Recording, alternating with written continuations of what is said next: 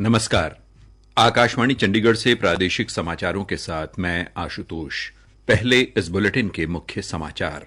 प्रधानमंत्री नरेंद्र मोदी ने आज मौलाना आजाद तथा आचार्य कृपलानी को उनकी जयंती पर श्रद्धांजलि दी। हरियाणा के मुख्यमंत्री मनोहर लाल ने दीपावली पर हार्दिक बधाई व शुभकामनाएं दी। हरियाणा का वेब पोर्टल मेरी फसल मेरा ब्यौरा रबी 2023 के लिए कल से उपलब्ध होगा।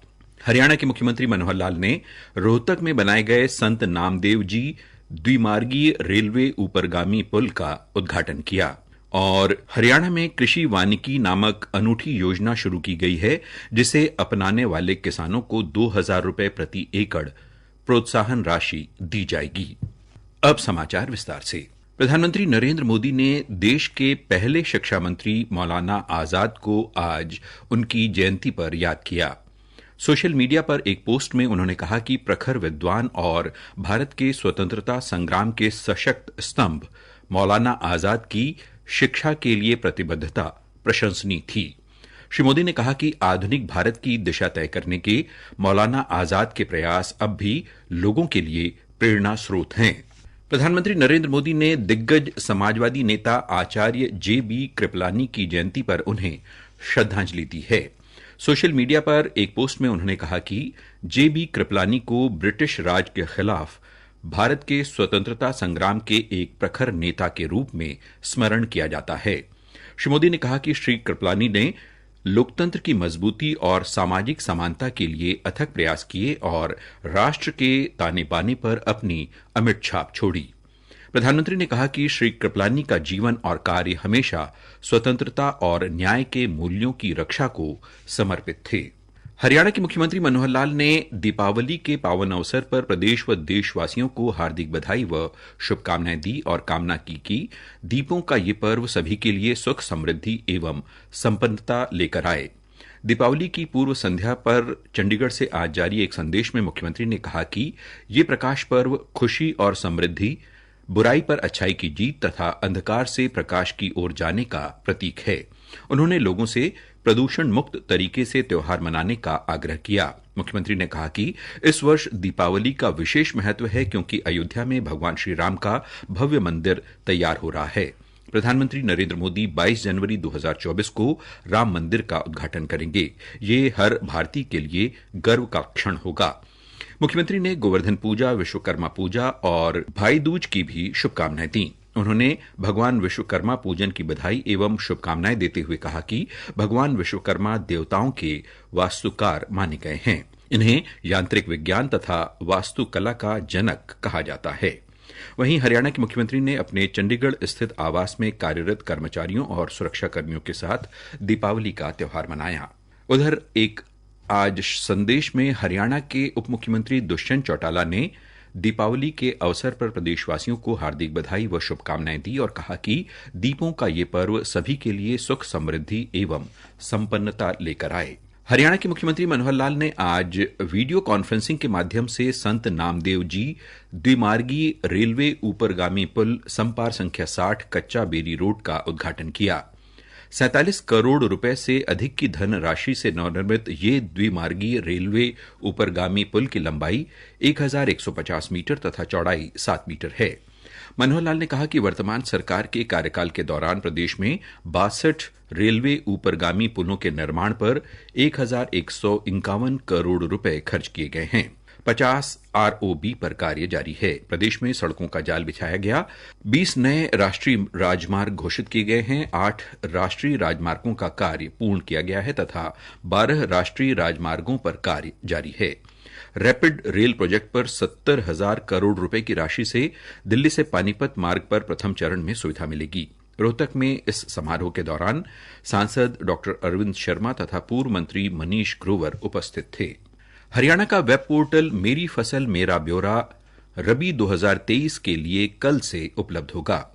कृषि तथा किसान कल्याण विभाग के प्रवक्ता ने बताया कि राज्य सरकार ने वर्ष 2023 के फसल पंजीकरण में पंजीकृत भूमि का मालिकाना हक रखने वाले किसानों के हितों को ध्यान में रखते हुए एवं कृषि विभाग से संबंधित योजनाओं का लाभ योग्य किसानों को समय पर उपलब्ध करवाने हेतु फसल पंजीकरण के तरीके में बड़ा बदलाव किया है। परिवार पहचान पत्र या आधार संख्या से जुड़े पंजीकृत मोबाइल नंबर पर ओटीपी प्राप्त होने के बाद ही फसल पंजीकरण का होगा। विभाग ने किसानों से अनुरोध किया है कि यदि किसी कारण परिवार पहचान पत्र या आधार संख्या से जुड़ा हुआ पंजीकृत मोबाइल नंबर सही काम नहीं कर रहा है तो नजदीकी कॉमन सेवा केंद्र पर जाकर सही मोबाइल संख्या दर्ज करवाएं। न्यूनतम समर्थन मूल्य पर फसल बेचने के लिए मेरी फसल मेरा ब्यौरा पोर्टल पर फसल पंजीकरण अनिवार्य है। प्रादेशिक समाचार आकाशवाणी चंडीगढ़ से प्रसारित किए जा रहे हैं। हरियाणा सरकार ने किसानों के लिए कृषि वानिकी पॉपुलर में गेहूं की खेती नामक अनूठी योजना शुरू की है। इस योजना को अपनाने वाले किसानों को सरकार द्वारा 2000 रुपए प्रति एकड़ प्रोत्साहन राशि प्रदान की जाएगी। ये योजना प्रदेश के 12 जिलों रोहतक, अंबाला, फतेहाबाद, हिसार, कैथल, करनाल, कुरुक्षेत्र, जींद, पानीपत, सिरसा, सोनीपत और यमुनानगर में लागू की गई है। रोहतक के उपायुक्त अजय कुमार ने बताया कि पॉपुलर में गेहूं की खेती को प्रोत्साहित करने के लिए कृषि वानिकी योजना शुरू की गई है।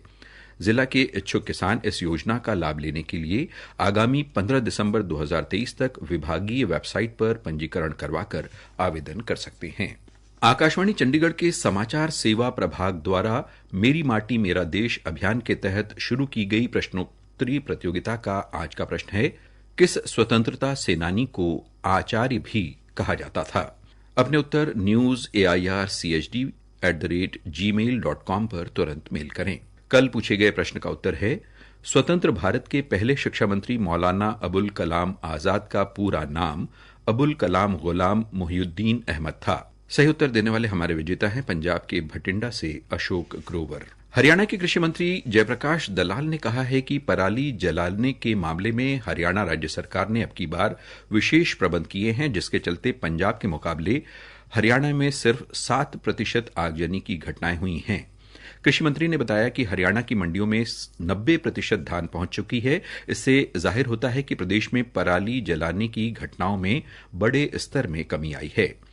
कृषि मंत्री ने बताया कि हरियाणा सरकार ने पराली प्रबंधन को लेकर बड़े स्तर पर मशीनें किसानों को दी हैं। इसके साथ ही जिन किसानों ने धान नहीं बोई उनको 7,000 रुपए प्रोत्साहन राशि दी गई है तथा पराली प्रबंधन को लेकर जगह जगह पर उनके स्टॉक करने की व्यवस्था की गई है। इसके साथ ही पराली से संबंधित उद्योगों को भी बढ़ावा देने का कार्य राज्य सरकार ने किया है। खरीफ सीजन 2023 के दौरान राज्य में बाजरा फसल की खरीद हैफेड एवं हरियाणा स्टेट वेयर हाउसिंग द्वारा की जा रही है। एक सरकारी प्रवक्ता ने ये जानकारी देते हुए बताया कि राज्य में बाजरा की खरीद 25 सितंबर 2023 से शुरू हो गई थी और ये 15 नवंबर 2023 तक जारी रहेगी।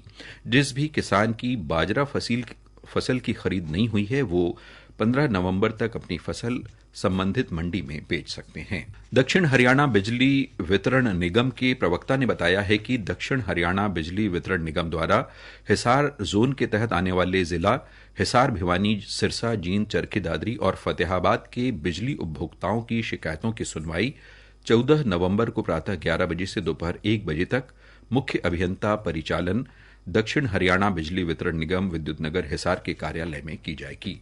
दीपावली पर्व पर शहीदों को सम्मान देने के उद्देश्य से हरियाणा राज्य Bharat scout and guides Chandrashekhar Azad open group ने आज भिवानी के सेवा नगर क्षेत्र में घर घर जाकर लोगों को दीप वितरित किए तथा एक दीप शहीदों के नाम से प्रज्वलित करने का आह्वान किया।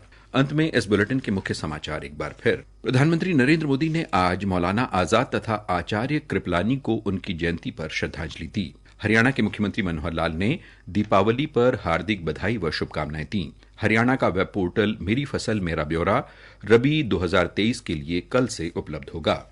इसके साथ ही प्रादेशिक समाचार समाप्त हुए।